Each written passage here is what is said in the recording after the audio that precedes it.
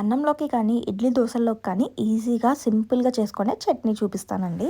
So ఫస్ట్గా పెనం పెట్టుకొని ఆయిల్ వేసుకొని 1 టేబుల్ స్పూన్ ధనియాలు, 1 టేబుల్ స్పూన్ జీలకర్ర వేసుకొని మంచిగా ఫ్రై చేసుకోవాలి.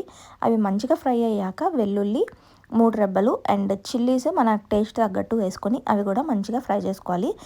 మంచిగా వేగిపోయాక ఒక 5 to 6 వంకాయలు వేసుకోవాలండి. అండ్ దాంట్లోనే 2 టొమాటోలు అండ్ చిన్ని లెమన్ సైజ్ అంతా చింతపండు, కొంచెం పసుపు, మనకు టేస్ట్ సరిపడు ఉప్పు వేసుకొని మూత పెట్టుకొని మగ్గబెట్టుకోండి.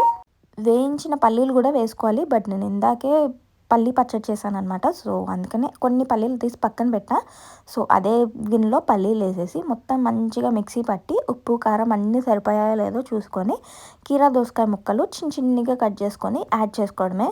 యాడ్ చేసుకొని మంచి మిక్స్ చేసుకుంటే మనకు ఎంతో టేస్టీ అన్న పచ్చడి రెడీ అయిపోయింది. చాలా టేస్టీగా ఉందండి. మీరు కూడా తప్పకుండా ట్రై చేయండి.